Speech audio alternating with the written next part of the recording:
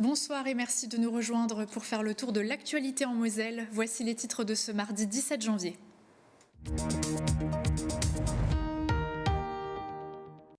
Dans cette édition, un premier mouvement social avant la grande grève du 19 janvier, celle des professeurs. Ils se sont réunis à Metz pour protester contre les conditions de travail dégradées.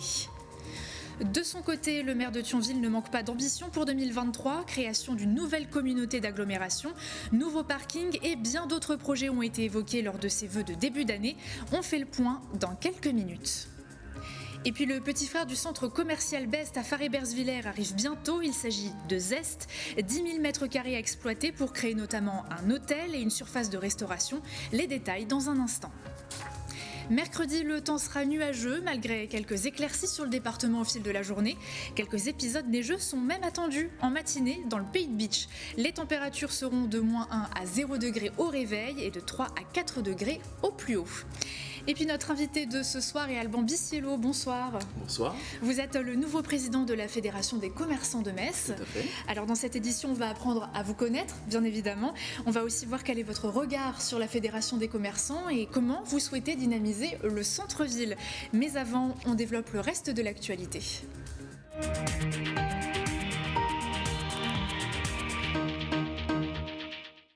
Ce jeudi 19 janvier, une grande mobilisation contre la réforme des retraites est attendue, mais ce mardi, c'est un autre mouvement de contestation qui s'est tenu, celui des professeurs. Une vingtaine d'entre eux s'est réunie ce midi devant la direction des services départementaux de l'éducation nationale à Metz. Et pour marquer le coup, ils ont formulé leurs vœux de début d'année au DAZEN. Colline L'Expert leur a tendu le micro. Qu'est-ce que vous avez écrit là alors ? Je veux des classes à effectif réduit, du chauffage dans mes salles de cours et des bus pour transporter les élèves pour qu'ils arrivent à l'heure en cours. Tout un paquet de doléances adressées au ministre de l'Éducation nationale. Une action symbolique pour être entendue juste sous les fenêtres des services départementaux de l'Éducation nationale. Les salaires ont été gelés pendant des années. Les personnels enseignants ont perdu énormément en euros constants. Et donc, nous voulons un rattrapage. Des hausses de salaire mentionnées sur toutes les cartes de vœux. Mais la question des effectifs préoccupe tout autant les professeurs. Le nombre d'élèves par classe est aussi parmi les plus élevés d'Europe, puisqu'il est à plus de 24 actuellement, alors que dans la plupart des pays d'Europe, on est à 17-18. Ce qui fait une différence et ce qui change considérablement les conditions de travail des enseignants, notamment du premier degré. Les écoles maternelles où on caracole souvent aux alentours de 28 à 30 élèves pour un enseignant et une aide maternelle, ce qui ne sont pas des conditions acceptables de travail. Les classes, elles sont facilement entre 33 et 35, voilà quoi. Donc c'est quand même des conditions pour nos élèves et pour les enfants, c'est quand même des conditions très difficiles. Comment on peut apprendre avec 35 camarades de toute origine qui viennent de tout milieu avec un programme commun, c'est vraiment très compliqué. Compliqué aussi pour ces fonctionnaires d'accepter la réforme des retraites. Grand nombre d'entre eux promettent d'ailleurs d'être dans la rue jeudi prochain pour protester contre cette réforme. Meilleurs vœux, monsieur le directeur académique. Une mobilisation qui ébranle le monde de l'éducation et on le sait, la scolarité est pourtant une priorité du département. Son président Patrick Veyton l'a à nouveau souligné lors de sa visite dans le canton de Thionville aujourd'hui. Développement linguistique, rénovation et création d'infrastructures scolaires, les projets sont nombreux sur le territoire et on aura l'occasion d'y revenir dans l'édition de demain.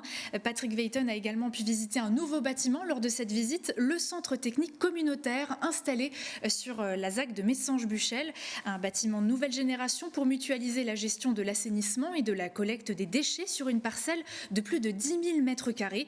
Le terrain compte une halle de parking de véhicules pour stationnement de 24 poids lourds et de 10 véhicules légers, des locaux et des espaces extérieurs pour le matériel et les bureaux. Coût total estimé un peu moins de 4,5 millions d'euros, dont 800 000 du département de la Moselle au titre du dispositif Amiter. Et on reste à Thionville avec la cérémonie des vœux de début d'année. Devant une salle comble, le maire Pierre Cuny est revenu sur les temps forts de l'année 2022 avant d'évoquer les nombreux projets pour cette nouvelle année. L'objectif, gagner en visibilité, en dynamique et en attractivité. Regardez. 2023 sera aussi l'année pour confirmer notre volonté, cher Michel, de créer une nouvelle agglomération adaptée aux enjeux d'aujourd'hui et de demain. La création d'une agglomération unique avec le Val de Fensch, présidé actuellement par Michel Lipgott, sûrement le projet le plus ambitieux pour 2023, annoncé par le maire de Thionville lors de ses vœux de début d'année. Les premières propositions de périmètre seront dévoilées en juin pour que le Nord-Mosellan gagne en visibilité. Ces vœux ont également permis de revenir sur 2022, année marquée par des crises multiples et pourtant synonyme de projet pour la commune. À noter l'inauguration de la passerelle de l'Europe, mais aussi le redressement des commerces au cœur de ville. Le taux de vacances commerciales a été ramené de 24% à 8% sous l'impulsion de l'Office du commerce créé en juillet 2021. Le bassin thionvillois se targue de gagner près de 500 habitants par année depuis 2017, grâce, entre autres, à la proximité du Luxembourg. Création d'emplois, installation d'entreprises et services de proximité offrent donc une belle dynamique qu'il faudra garder en 2023, avec un point clé, la mobilité. 2023 verra les travaux du bus à haut niveau de service, Citizen, se poursuivent. 2023, c'est la construction du parking silo de 740 places qui a débuté. Ce parking silo fait partie des accords franco-luxembourgeois signés en 2018, permettant un financement à hauteur de 5 millions d'euros. Une année qui verra également les premiers coups de pelle pour la création du nouveau théâtre destiné à accueillir le Nest. Il s'agit d'un fleuron de la culture du territoire et dont la pertinence ne se discute pas. Parmi les autres grands dossiers de 2023, la transition énergétique et la rénovation urbaine. Et parce qu'une ville de projet ne peut rien faire sans ses habitants, Pierre Cuny a mis à l'honneur plusieurs personnalités du territoire, comme Sarah Autard, Miss Lorraine 2022, ou encore Frédéric Lebold, inventeur du dispositif Géocœur primé au concours Lépine. De quoi finir cette cérémonie en beauté. Tous mes vœux de bonheur, de santé, d'harmonie pour cette année qui s'ouvre à nous. D'autres vœux maintenant, ceux de Laurent Touvet, présentés ce mardi à 250 représentants des forces de sécurité intérieure et secours de la Moselle, mais aussi à des représentants du Luxembourg et de l'Allemagne. L'occasion pour le préfet de la Moselle de féliciter chaleureusement ses troupes après une année 2022 particulièrement compliquée, mais aussi de se projeter sur 2023 avec 3 grands axes de travail. L'anticipation face aux demandes de secours et les grands événements comme la Coupe du Monde de rugby ou encore les Jeux Olympiques 2024. Poursuivre la coopération interservices, mais aussi s'adapter sur le terrain face à une société en permanente mutation. Laurent Touvet a également rappelé le nouveau cadre de travail avec la loi de programmation et d'orientation du ministère de l'Intérieur qui prévoit 15 milliards supplémentaires sur 5 ans au budget de la police. Et avant ses vœux, le préfet de la Moselle a rencontré la presse pour un petit déjeuner très informatif. Laurent Touvet est revenu sur l'actualité des réfugiés ukrainiens au Covid-19 en passant par la chasse. Mais il s'est aussi exprimé sur l'A31 bis, la polémique des discothèques dans le centre-ville de Metz, mais également sur son ressenti après 36 mois au sein du département. La concertation est en cours. Je répète ce que j'ai dit au début de cette concertation. Je me tiens délibérément à égale distance de chacun des tracés qui sont étudiés pour écouter les arguments de la façon la plus objective possible. Et nous verrons au terme de la concertation, qui n'est pas terminée, quel est le tracé qui présente le plus d'avantages et le moins d'inconvénients. Je suis très attentif à cette situation parce que vivre et dormir tranquille chez soi, c'est un droit important. Et je suis en attente d'éléments tangibles qui me permettraient, s'ils sont avérés, fondés, de prendre des mesures qui peuvent aller jusqu'à la fermeture provisoire des établissements qui seraient à l'origine des nuisances, dont les gérants seraient responsables des nuisances causées sur la voie publique. Ce n'est pas une mesure qu'on prend à la légère, mais si les éléments sont là, je prendrai mes responsabilités sans hésiter.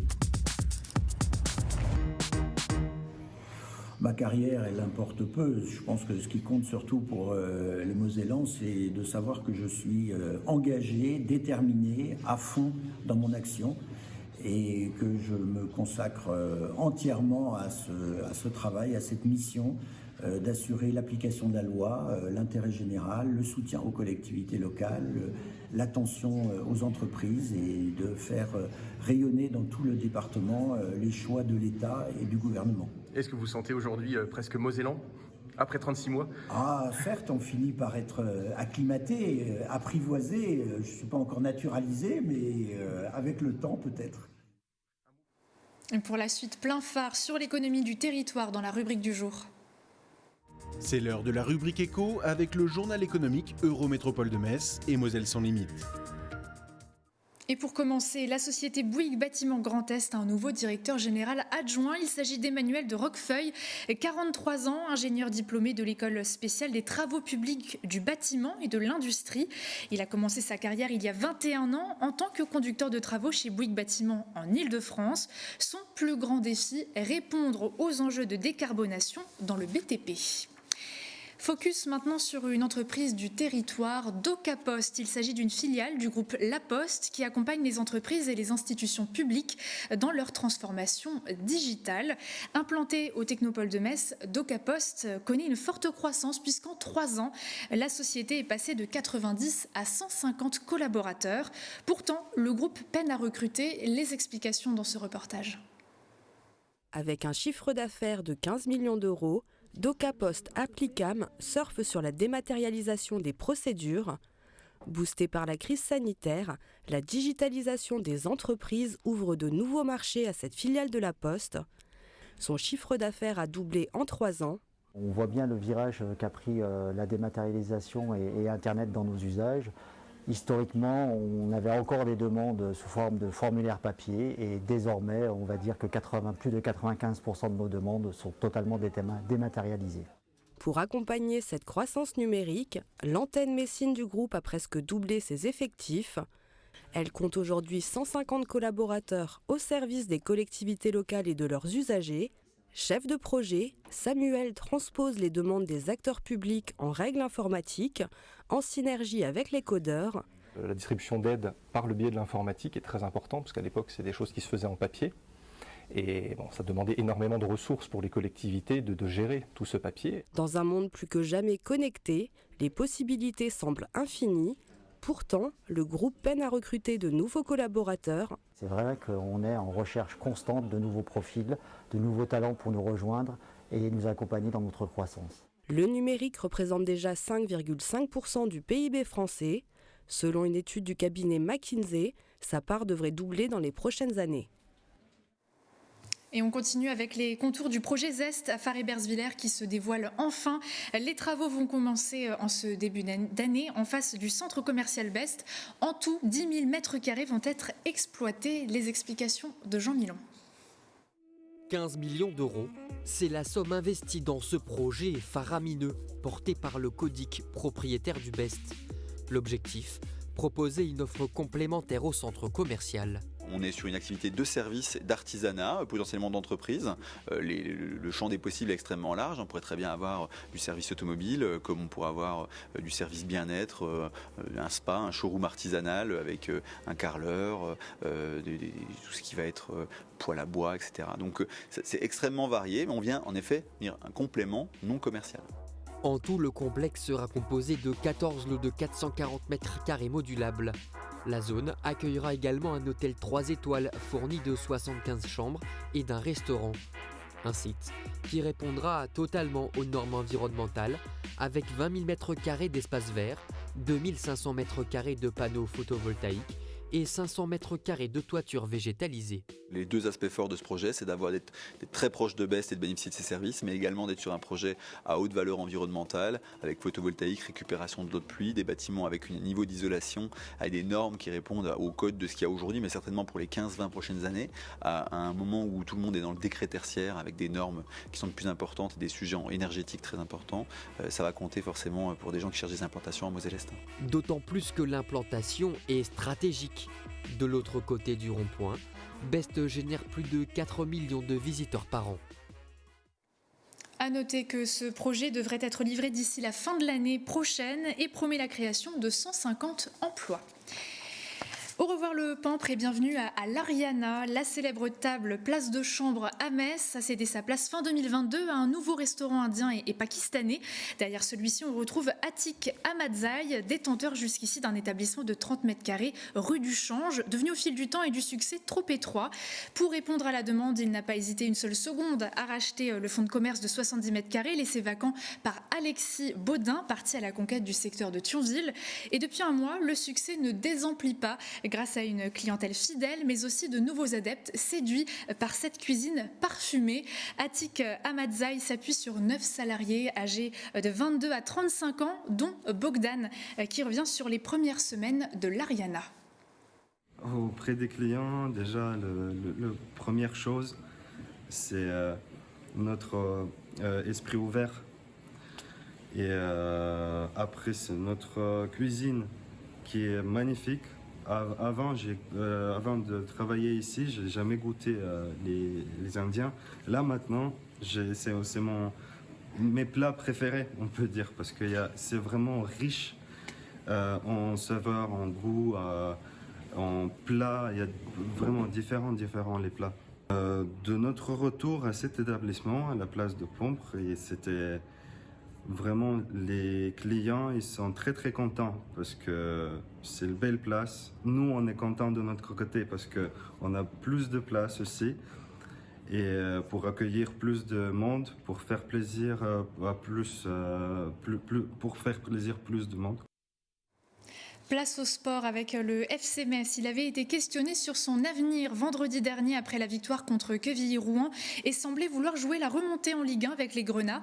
Finalement, Kiki Kouyaté devrait bien quitter la Moselle durant ce mercato d'hiver. Le défenseur malien est attendu, selon le quotidien L'Équipe, vers Montpellier, pensionnaire de Ligue 1.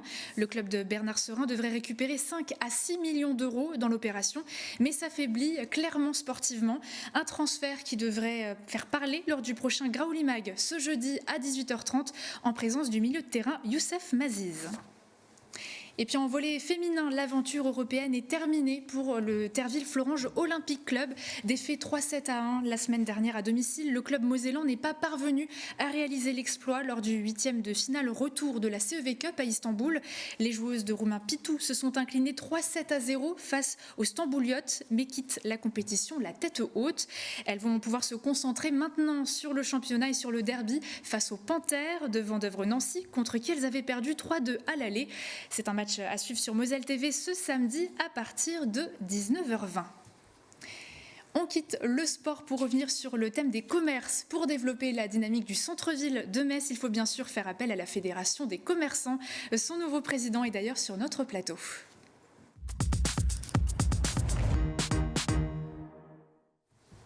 Alban Bisiello, bonsoir. Bonsoir. Je rappelle donc que vous êtes le nouveau président de la Fédération des commerçants de Metz. Pour nos téléspectateurs et pour moi-même également, on a besoin de vous connaître. Alors est-ce que vous pouvez nous dresser un petit profil en quelques mots? Qui êtes-vous?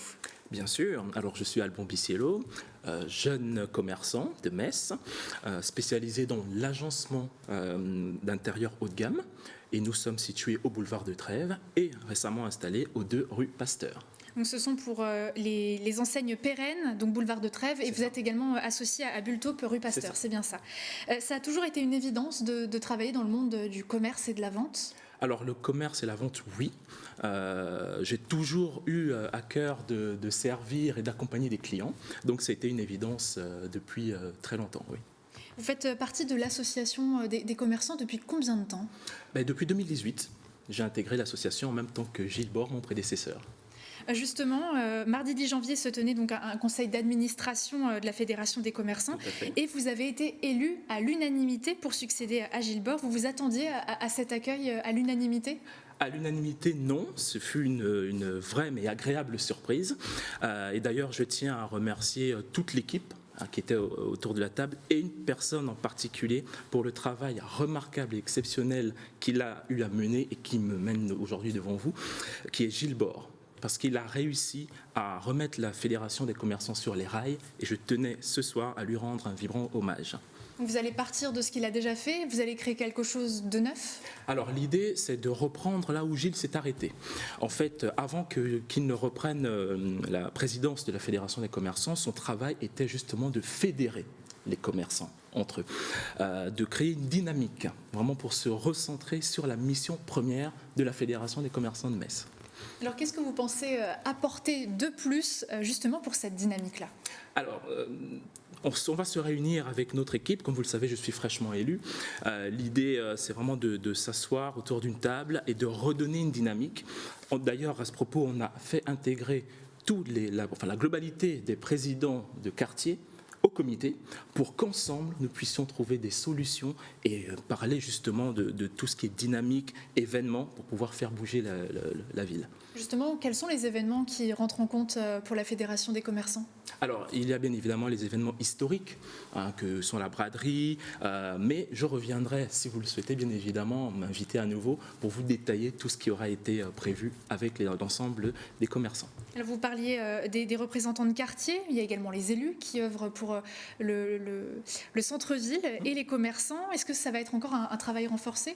Ah, tout à fait. En fait, pour vous expliquer clairement comment les choses vont se passer, on va effectivement travailler avec et pour les commerçants, ça c'est une certitude. Par contre, cela ne se fera pas sans le soutien des acteurs institutionnels. C'est indispensable. Et donc nous allons travailler main dans la main pour construire ensemble de Metz de demain et redonner une dynamique à cette ville.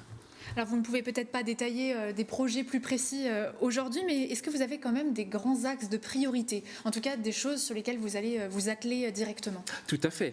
Et comme je vous disais, c'est des choses que je viendrai vous détailler plus tard. Ah, le suspense.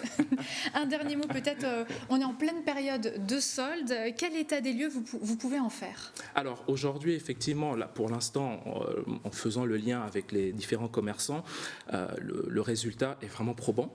Par contre, je préfère me prononcer une fois que ce sera terminé. Donc rendez-vous après le 29 janvier, si vous le souhaitez, et je vous donnerai plus en détail les tendances qui se sont dessinées pendant cette période de solde.